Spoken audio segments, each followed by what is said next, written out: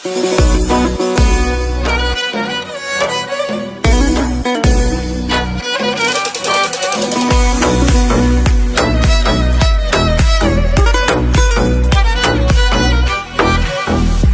حیات دلت یه عمارت بساز، توی ایوونش میزونیم کرد بساز، با یه سینی یه چای زندگی رو بیار پیش قلبای خسته از غم بذار. فال حافظ بگیر شادی تو راهه، دل به غم ها نبند دنیا کوتاهه.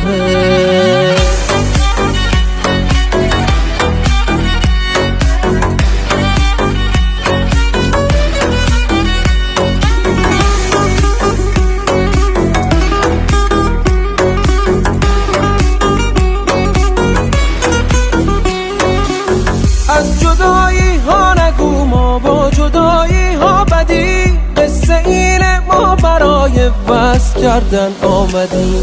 مثل دریا رو به ساحل کن، دوری و دوستی رو باطل کن. دنیا کوتاه بیا دیره، این دو روزو خرج این دل کن، این دو روزو خرج این دل کن. سال و فال و مال و حال و اصل و نسل و تخت و بخت، پیش هم باشیم چیزی کم نداریم. هر که خواهد گو بیا و هر چه خواهد گو بگو، ما که تا داریم همراه غم نداریم. زندگی اناره ترش و شیرین داره، دیدن یار دوای دل بیقراره.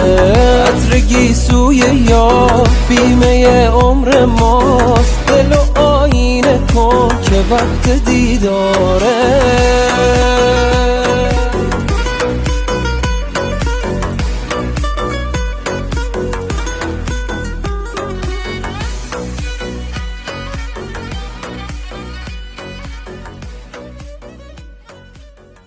سلام دوستای گلم، صبح دلانگیزتون بخیر. محمد رضا احسانی هستم. یه متن براتون آماده کردم که میخوام الان براتون بگم.